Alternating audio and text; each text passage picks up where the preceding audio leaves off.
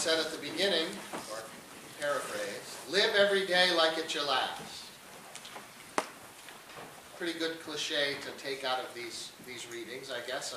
One insight we could take from today's reading. I don't know, you hear that said a lot, maybe on Hallmark cards and other, ways of greeting, but when you really think about it, it's not an easy thing, wouldn't be an easy thing to do, would it? Live every day as if it was the last day of your life.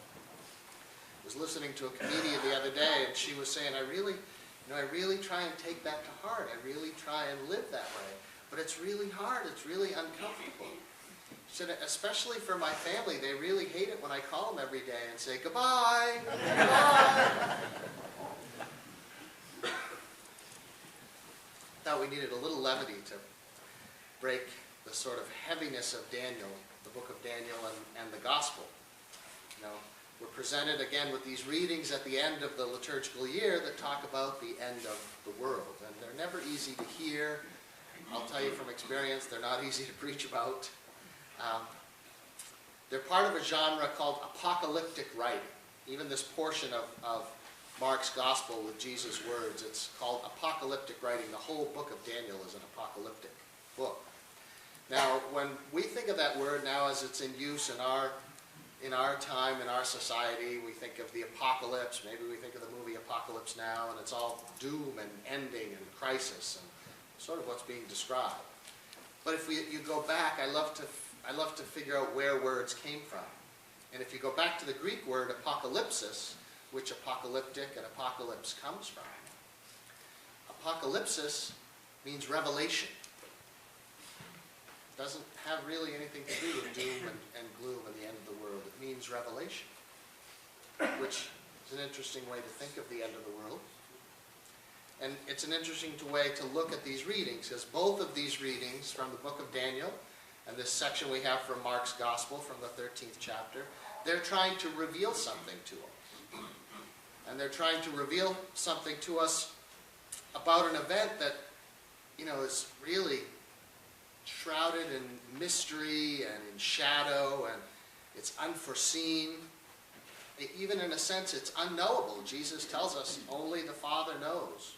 I don't know, the angels in heaven don't know. Only the Father knows the day or the hour.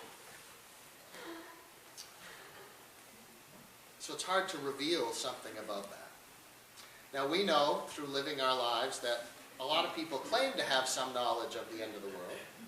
I think last year, in 2011, it was supposed to end on October 12, and then he had to revise that estimate. Now I hope everyone has the big X on their calendar for December 21st this year, December 21st, 2012, the end of the Mayan calendar. We'll see what happens. I suppose it's natural in such a complex and an uncertain world to want to reach for some certainty, to say, I know when something is going to happen. I know when this is going to happen. To look and say, there it is. But we don't put our faith in predictions like that. We don't put our faith in prophecies like those. That's not our way. As Catholic Christians, we already have something to rely on. We already have something to hold on to point to and say, there he is, Jesus Christ. And he tells us today, heaven and earth will pass away, yes, in the fulfillment. But my words will not pass away. Those words of God that we come together to listen to hear proclaimed every week, to hopefully take into our hearts, they give us hope. They urge us this weekend to watchfulness, sort of foreshadowing one of the great Advent themes that we're going to be reflecting on and discussing in the weeks to come. And at the heart of all these readings, at the heart of all these predictions, the moon not shining its light, there's not being able to see the stars, at the heart of all these readings, both the book of Daniel and the Gospel, is the promise that nothing's too big for God. God is in control over all that chaos, and he brings that chaos under control. He'll always be there to take care of his faithful and his creation. And I think that's a comforting thought, because it doesn't have to be the end of the world for us to feel kind of caught up in chaos and maybe the end of a part of, or seemingly the end of our world. You know, I'm sure that the people who are still picking up, still without power, still trying to decide what's going to happen with their lives, the people in New York and New Jersey who were just completely devastated by Hurricane Sandy, that feels like the end of the world to them. I was listening to a radio show yesterday that was interviewing a couple from Joplin, Missouri.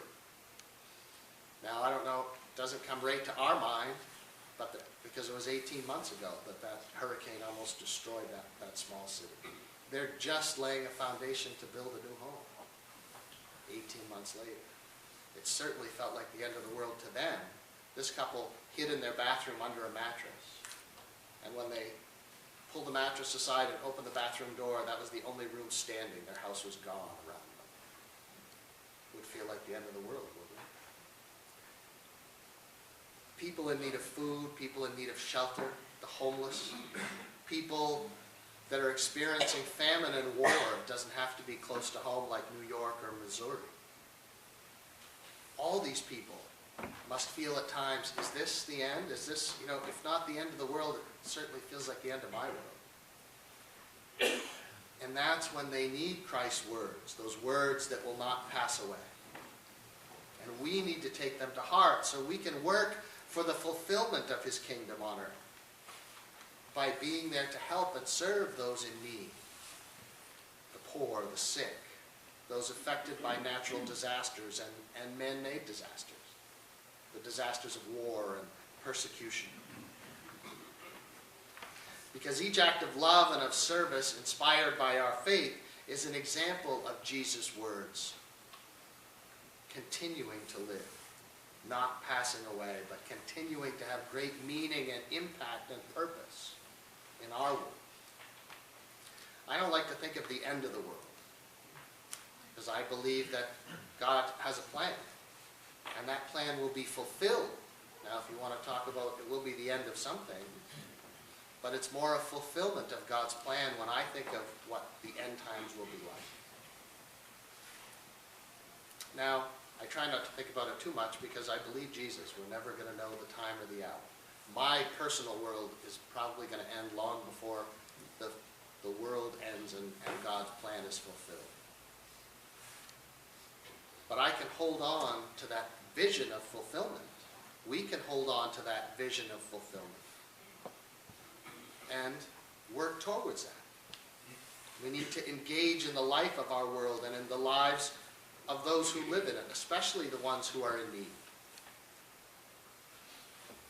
And we get help with that. We come to be fed at God's table. We're going to be fed today at the Lord's table. And then he sends us back out into the world in whatever condition it happens to be in that particular Saturday night or Sunday morning. Today, as we go back out into his world, fed with his Son's body and blood, may we go in peace, may we go in love, may we go in service, so that through our living out of our faith, we can help prepare the world for that day when the Son of Man will come in glory.